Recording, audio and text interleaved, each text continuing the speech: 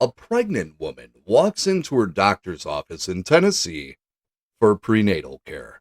She's expecting her first child. She's nervous but excited. She needs medical care to ensure a healthy pregnancy, and her doctor refuses to treat her. Not because she's high risk, not because she has complications the doctor isn't qualified to handle, but because she's not married. The doctor cites the Tennessee Medical Ethics Defense Act, a law that passed quietly in April 2025 that allows healthcare providers to refuse services based on personal, moral, or religious beliefs.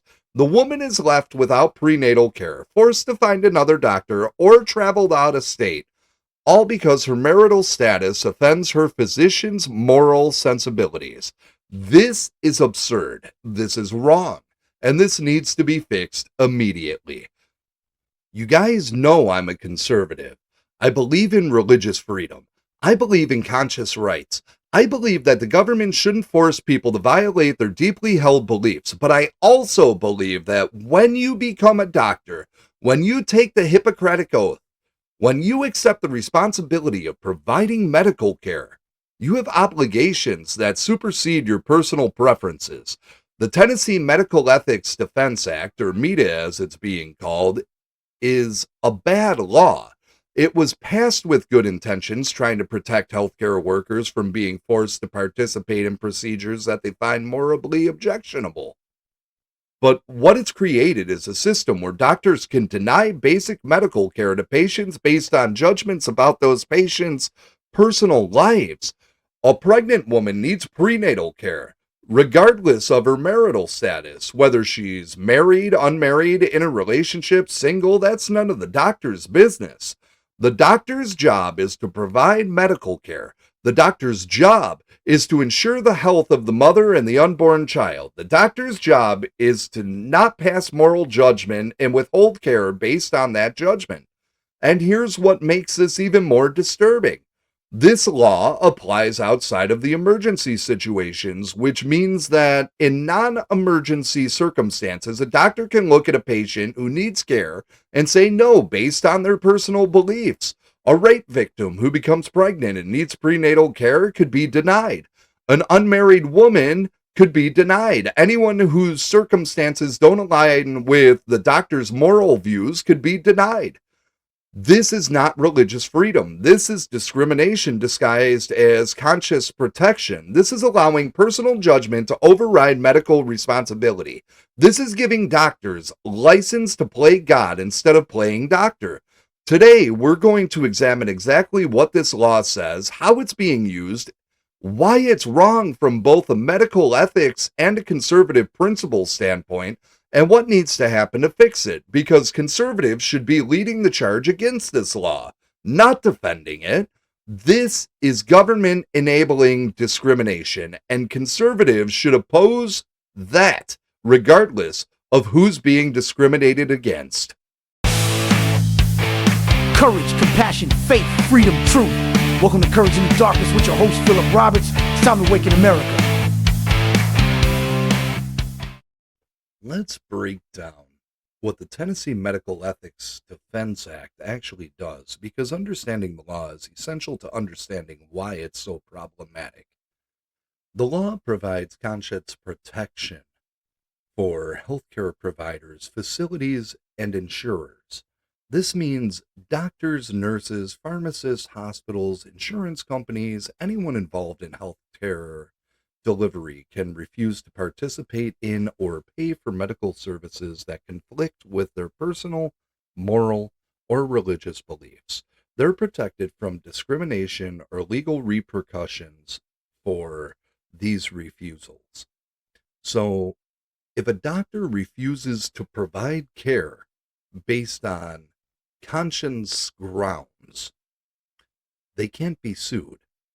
They can't be disciplined by medical boards, can't face professional consequences. The law shields them completely. The scope is broad. It covers refusal for services like reproductive health and gender-affirming care. This is where the law's proponents say it's needed the most to protect providers who object to abortion or transgender treatments, which I personally agree that neither one of those things should exist. And there's legitimate debate about whether doctors should be forced to perform abortions or provide transition-related care if they have moral objections. But the law doesn't stop there. The language is vague. It's vague enough that it can be interpreted to cover almost any medical service that a provider claims violates their beliefs. Prenatal care for unmarried women, treatment for people in same-sex relationships, care for anyone whose lifestyle the provider disapproves of.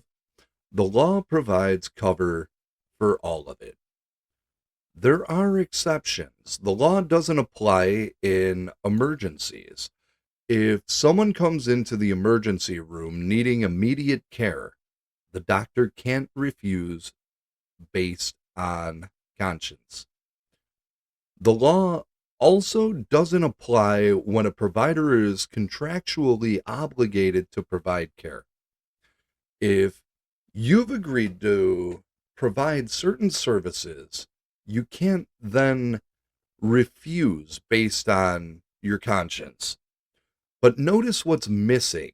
There's no requirement that the provider refer the patient to someone who will provide the care. There's no obligation to ensure the patient receives the necessary treatment elsewhere.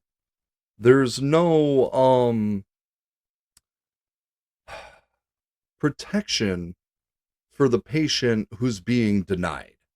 The entire focus is on protecting the provider's right to refuse, with no corresponding concern for the patient's right to receive care. This creates situations where patients are left scrambling to find care. The pregnant woman denied prenatal care has to find another doctor, assuming there is another doctor available and willing to treat her. She has to explain her situation, face the potential judgment again, waste time that can be critical in pregnancy. And if she lives in a rural area where there aren't many providers, she might have to travel significant distances or even leave the state. The law was sold as protecting healthcare workers from moral dilemmas. The argument was that doctors shouldn't be forced to perform abortions if they believe abortion is murder. Nurses shouldn't have to assist in procedures they find morally wrong. Pharmacists shouldn't have to dispense medications they believe are immoral. And there's merit to some of that. I don't think that doctors should be forced to perform elective abortions if they have moral objections. I don't think pharmacists should be forced to dispense abortion pills if they believe life begins at conception. There's room for conscience protections in specific, clearly defined circumstances. But this law goes far beyond that. This law allows refusal of any medical service based on any moral or religious belief. It's not limited to abortion or controversial procedures. It covers basic medical care that should be provided to everyone regardless of the provider's opinion of their lifestyle. The proponents of the law claim it's about religious freedom. They say that forcing Christian doctors to provide care they find immoral violates the First Amendment. They say that healthcare workers shouldn't have to choose between their faith and their careers. But this argument fails on multiple levels. First, providing medical care to someone is not an endorsement of their lifestyle. A doctor treating an unmarried pregnant woman is not endorsing premarital sex. The doctor is providing medical care to a patient who needs it. There's no violation of religious belief in treating someone whose choices you disagree with. Second, if your religious beliefs prevent you from providing basic medical care to all patients, you shouldn't be a doctor. Medicine is a profession with obligations. One of those obligations is treating patients without discrimination. If you can't do that because of your beliefs, find a different profession. Third, this creates a hierarchy of patients where some are worthy of care and others aren't, based on the provider's moral judgments. This is the opposite of what medicine should be. Medical care should be provided based on medical need, not on whether the patient meets the provider's standards of moral behavior. Now, let's talk about what this law is actually doing to real people, because it's not theoretical. This law has already been cited in cases of denied care, and the impact on patients has been significant and harmful. The case that brought this to national attention involved a pregnant woman that was denied prenatal care because she was unmarried. She was early in her pregnancy, a time when establishing prenatal care is crucial. She needed basic medical services, monitoring, testing, guidance about nutrition and health during pregnancy. And her doctor refused. Not because of medical reasons, not because the doctor wasn't qualified to provide prenatal care, but because the woman was unmarried, and the doctor's religious beliefs led him to view her pregnancy as the result of sin that he didn't want to participate in facilitating. Think about what that means. A pregnant woman carrying a child who needs medical monitoring to ensure healthy development is denied care because the doctor disapproves of her marital status. The unborn child is being put at risk because the doctor wants to make a moral point. If you're pro-life, if you believe that unborn children deserve protection, this should infuriate you. The doctor's refusal to provide prenatal care potentially harms an unborn child.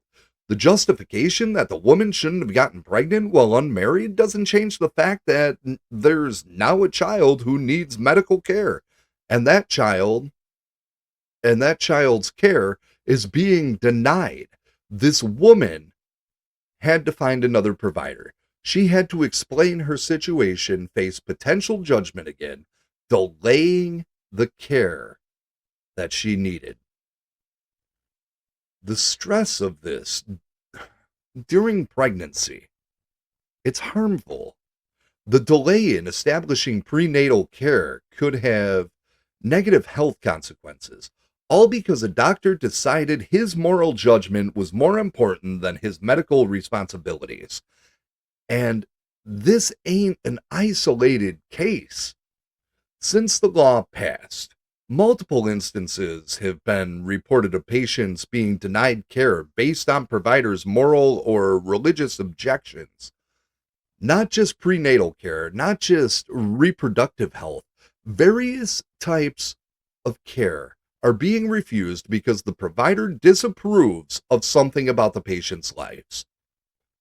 Alphabet soup patients report being denied care.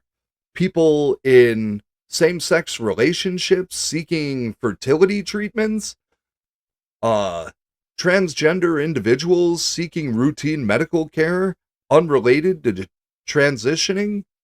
We all know how I feel about those things personally, but they're human beings, and no human being should go without medical care. There's something horribly wrong with that.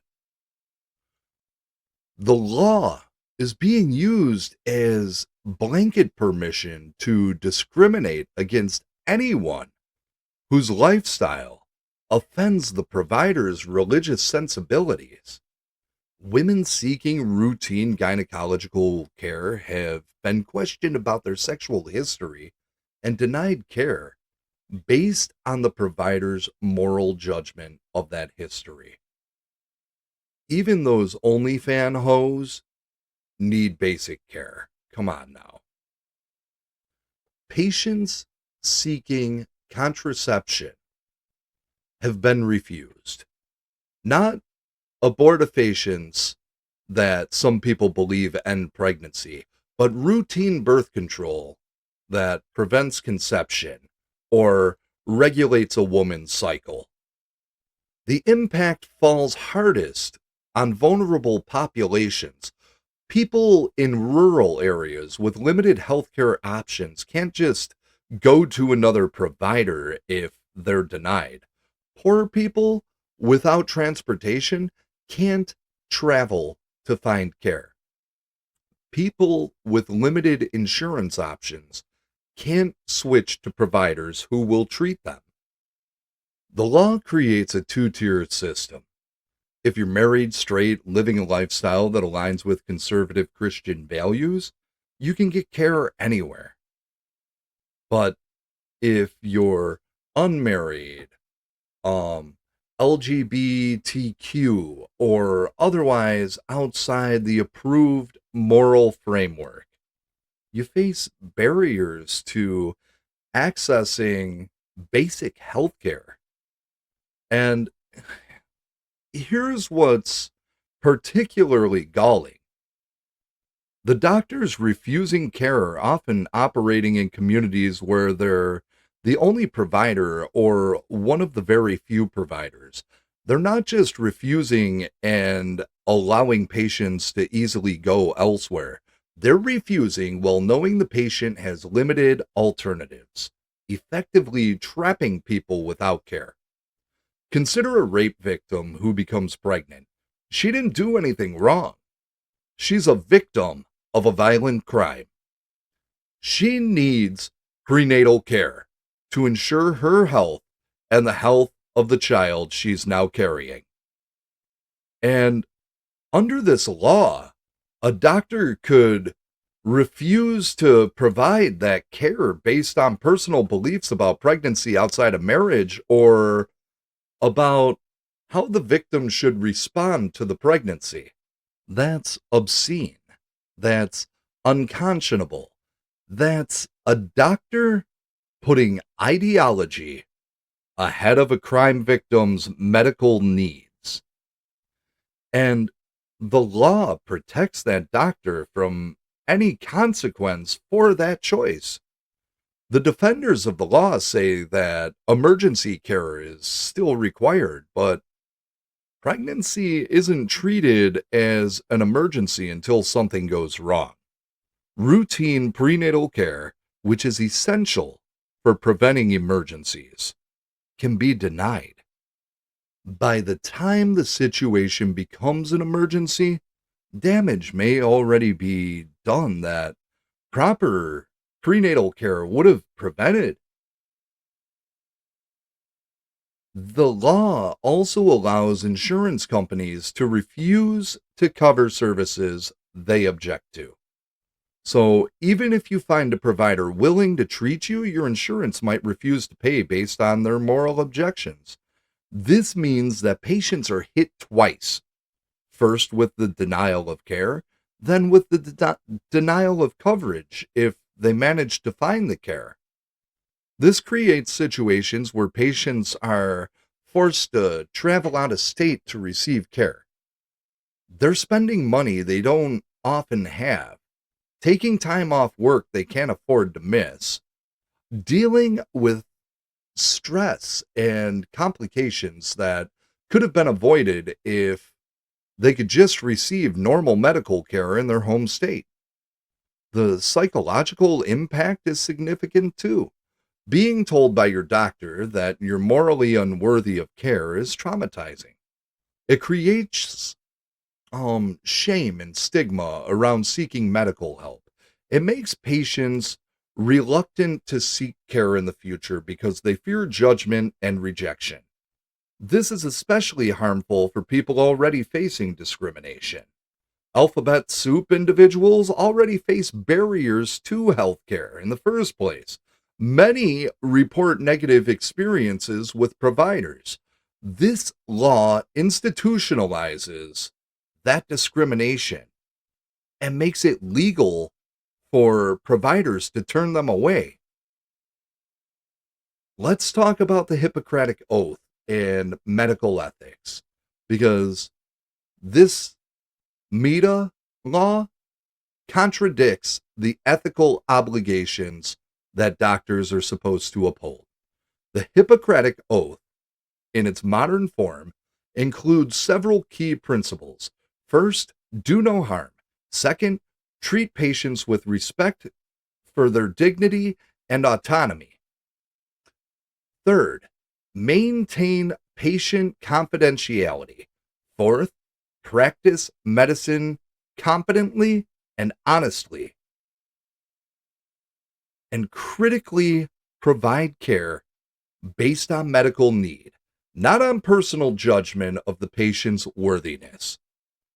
Denying necessary medical care to a patient based on moral disapproval of their lifestyle violates multiple aspects of this oath. It does harm by withholding needed care. It fails to respect patient dignity by making moral judgments about their personal lives. It prioritizes the doctor's beliefs over the patient's medical needs. The American Medical Association's Code of Medical Ethics is clear on this point. Physicians have an obligation to provide care to all patients regardless of personal characteristics or the social acceptability of their condition. While physicians can decline to take on new patients except in emergencies, once a physician-patient relationship is established, the physician has obligations to that patient. Refusing to provide prenatal care to a patient you've already established a relationship with because you disapprove of their marital status is abandonment. It's a breach of the physician's ethical duties. Under normal circumstances, a doctor who did this could face professional discipline, but Tennessee's law specifically shields doctors from those consequences. Medical ethics recognizes that doctors will sometimes face situations that conflict with their personal beliefs. The ethical way to handle this is to refer the patient to another provider who can meet their needs. The physician who objects to providing certain care maintains their conscience while ensuring the patient receives the necessary treatment. But Tennessee's law doesn't require referral. It allows doctors to simply refuse and leave the patient to figure it out on their own. This abandons the patient in their time of medical need. This isn't an ethical practice, no matter how you frame it. The fundamental principle of medical ethics is that treatment decisions should be based on medical need and best medical practices, not on moral judgment of the patient. A doctor who refuses to treat a lung cancer patient because they smoked would be considered unethical. A doctor who refuses to treat an injury sustained during risky behavior would face professional consequences. Why should refusing prenatal care to an unmarried woman be any different? The argument that providing care endorses the patient's behavior is false. Doctors provide care to criminals all the time without endorsing their crimes. Doctors treat self-inflicted injuries without endorsing the behavior that caused them. Providing medical care is not moral endorsement, it's fulfilling professional obligations. There's also the question of who gets to decide what moral or religious beliefs justify refusal.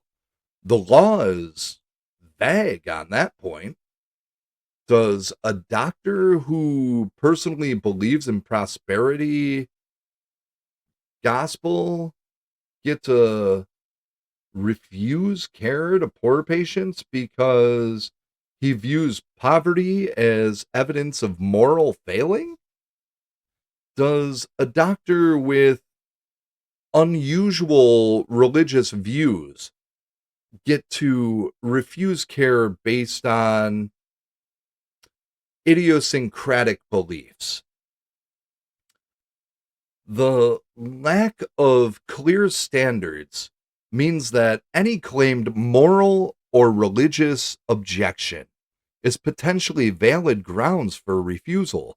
This opens the door to all kinds of discrimination disguised as conscience protection. A racist doctor could potentially refuse to treat patients of certain races if they claim religious justification. The law provides no meaningful limits. Medical licensing is a privilege granted by the state in exchange for meeting certain obligations.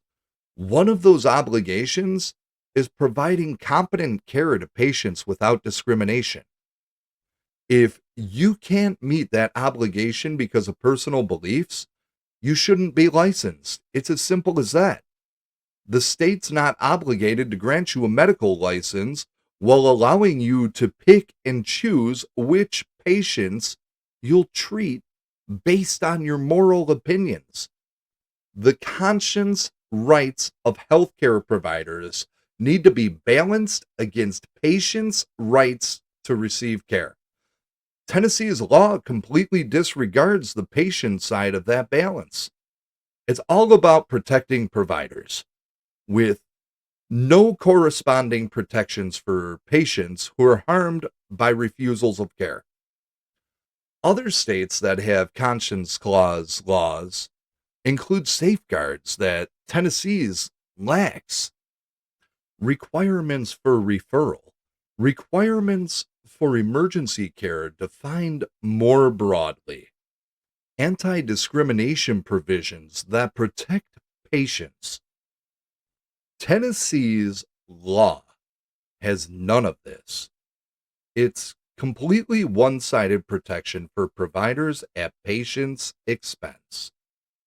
Now, let me explain why conservatives in particular should be leading the opposition to this law. Because this ain't a conservative law. This is big government enabling discrimination. That's got Democrats written all over it. And that should be an anathema to conservative principles. First, conservatives believe in limited government. We believe that the government should not insert itself into private transactions and relationships unless it's absolutely necessary. But this law does exactly that. It empowers government to protect certain people's right to discriminate while doing nothing to protect others from that discrimination. A truly conservative approach would be to get the government out of healthcare decisions entirely and let the market work. If a doctor doesn't want to treat certain patients, they'll lose business. If enough doctors discriminate, there's an economic opportunity for doctors who won't discriminate. The market naturally punishes discrimination without needing government protection for discriminators. Second, Conservatives believe in personal responsibility. If you choose to become a doctor, you accept the responsibilities that come with that profession. One of those responsibilities is treating patients without discrimination. If you can't fulfill that responsibility because of personal beliefs, that's your problem to solve, not something government should protect you from facing consequences for. Third, conservatives believe in protecting the vulnerable. An unborn child whose mother is being denied prenatal care is vulnerable. That child's health is at risk because of the doctor's moral judgment of the mother. Pro-life conservatives especially should be outraged that unborn children are being put at risk by this law. Fourth, conservatives believe in equal treatment under the law. This law creates different treatment for patients based on the provider's subjective moral judgments. Some patients can access care easily, while others face barriers. This is the opposite of equal treatment. It's government-sanctioned discrimination. Fifth, conservatives oppose government picking winners and losers. But this law picks winners.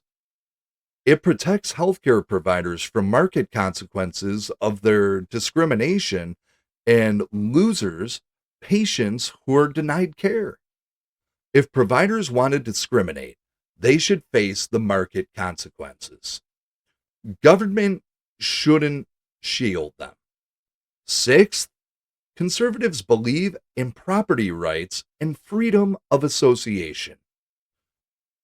But medical licenses are government-granted privileges, not property rights. And once you accept a patient, you've entered into a professional relationship with obligations.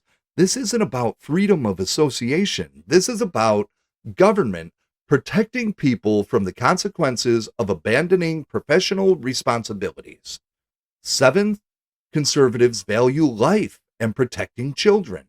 A law that allows doctors to deny prenatal care to pregnant women puts unborn children at risk.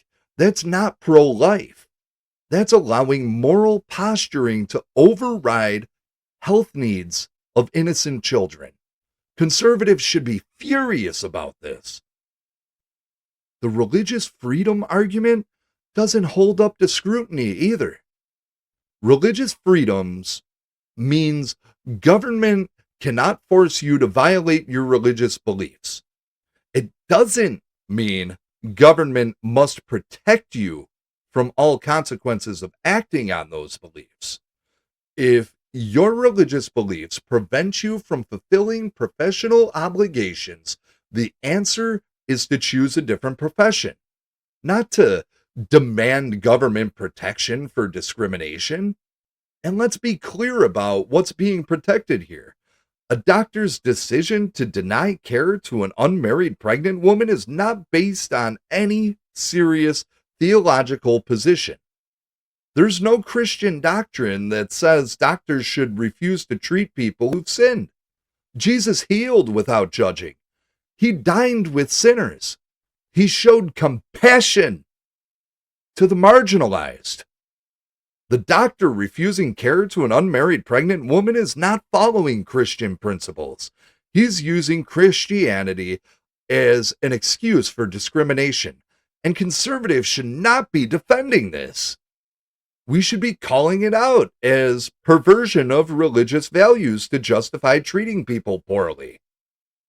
There's also the slippery slope to consider. If government can protect doctors who discriminate based on moral beliefs, where does it stop? Can a doctor refuse to treat a patient who's divorced? Can they refuse care to someone who's had an abortion in the past? Can they refuse treatment to someone who uses contraception? The principle being established is that providers' moral judgments can override patients' medical needs. Conservatives should recognize that this principle can be turned against us. What happens when progressive doctors start refusing to treat conservative patients based on moral objections to our political views? This law is bad policy that conservatives should oppose on principle. It's government overreach. It's protection for discrimination. It's putting ideology over professional responsibility. It's harming vulnerable people, including unborn children. Every one of these points should make conservatives uncomfortable with this law. So, what needs to be done? How can we fix this bad law and protect patients while still respecting legitimate conscience concerns of healthcare providers? First and most importantly, the Tennessee legislature needs to amend this law immediately. Add protections for patients. Require that providers who refuse care based on conscience must refer patients to providers who will provide care. Require that refusal cannot occur in ways that harm patient health or abandon a patient's mid-treatment. Narrow the scope of the law. Conscience protections should apply to specific controversial procedures like abortion or assisted suicide. They should not apply to routine medical care like prenatal treatment. There's no legitimate conscience objection to providing prenatal care to an unmarried woman.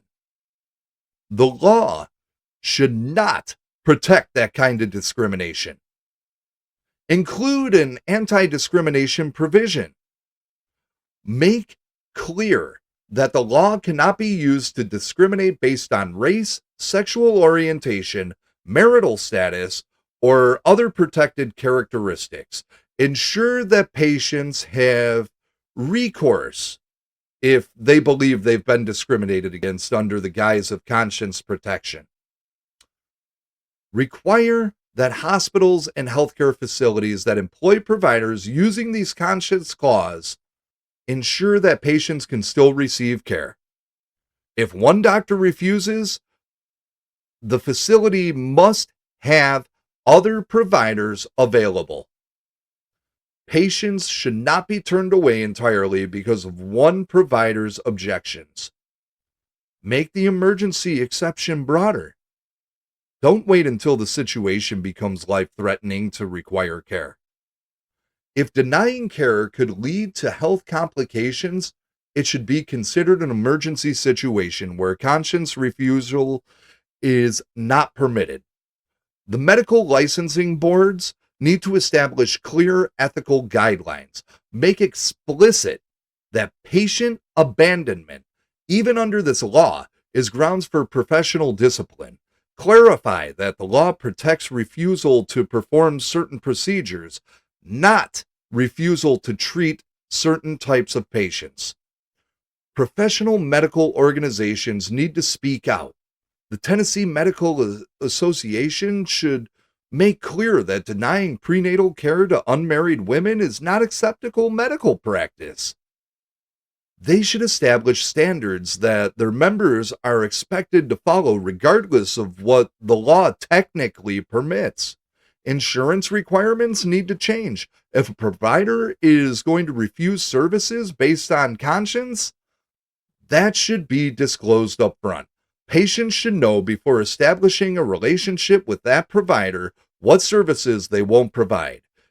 And insurance panels should ensure that patients have access to providers who will meet all their healthcare needs. Patients who are denied care need legal recourse. Even if the provider is shielded from discrimination claims, there should be mechanisms for patients to file complaints and seek remedies when they're harmed by refusals of care. The current law provides no protection for patients at all. Conservatives need to lead on this. We need to make clear that this law does not represent conservative values. that we support religious freedom, but not discrimination disguised as conscience. That we believe in personal responsibility, which includes fulfilling professional obligations. That we protect the vulnerable, including unborn children whose health is jeopardized when pregnant women are denied care. We need to primary any Tennessee legislator who voted for this law and refuses to fix it. Make this an electoral issue. Show that there are political consequences for passing laws that allow discrimination and harm to vulnerable people. We need to support organizations fighting this law. Legal foundations challenging the law in court. Patient advocacy groups helping people that are denied care. Medical ethicists speaking out against the law. Give them the resources and support they need to fight effectively. And individuals need to act. If you're in Tennessee, contact your representatives. Make clear that you oppose this law and want it changed. If you're a healthcare provider troubled by the law, speak out publicly about why it's wrong. If you're a patient affected by this law, tell your story. We also need to be careful about how we discuss conscience rights. They're important. There are legitimate situations where healthcare workers should not be forced to participate in procedures they find morally wrong. But that needs to be balanced against patients' rights to receive care. Tennessee got that balance completely wrong. The goal should be a system where providers can maintain their conscience while patients still receive necessary care. That requires thoughtful policy that considers both sides. Tennessee's law only considers one side. That's why it needs to be fixed. The Tennessee Medical Ethics Defense Act is bad law that needs to be changed. It allows healthcare providers to deny necessary medical care based on moral judgment of patients' personal lives. It provides zero protection for patients who are harmed by these refusals. It contradicts basic medical ethics, and it violates conservative principles. A pregnant woman in Tennessee was denied prenatal care because she wasn't married. An unborn child was put at risk because a doctor wanted to make a moral point. I personally wouldn't have even known about this thing getting passed if it wasn't for one of my followers on TikTok that sent me a video about this. This is not acceptable. It's not Christian. This is not conservative. This is discrimination enabled by government. And we should all oppose it. I don't give a damn what side you're on. If you believe in religious freedom, you should oppose this law because it perverts religious freedom into license to discriminate. If you're pro-life, you should oppose this law because it puts unborn children at risk. If you're a conservative, you should oppose this law because it's government overreach that picks winners and losers. The law needs to be amended to include patient protections, referral requirements, narrower scope, and anti-discrimination provisions. Healthcare providers need to understand that medical ethics require treating patients based on medical need, not moral judgment. And conservatives need to lead the fight to fix this law rather than defending it. We can protect conscience rights while also protecting patient access to care. It's not an either-or situation, but Tennessee chose to protect only one side. And that choice is resulting in real harm to real people. When you take the Hippocratic Oath, when you accept the privilege of a medical license, you accept responsibilities. One of those responsibilities is treating patients without discrimination. If you can't do that because of personal beliefs, that's your choice. But you shouldn't be a doctor, and the government shouldn't protect you from the consequences of failing to meet professional obligations. Providing medical care to someone is not endorsing their lifestyle. It's fulfilling your professional duty. A doctor who treats an unmarried pregnant woman is not endorsing premarital sex. The doctor is ensuring the health of a patient and an unborn child. There's no violation of religious principle in doing that. The Tennessee legislature passed this law quietly, hoping it wouldn't get much attention. Now that people understand what it does and how it's being used, there needs to be public pressure to fix it. This shouldn't be a partisan issue. This should unite anyone who believes in basic fairness and medical ethics. But all you people want to do right now is fight about ICE.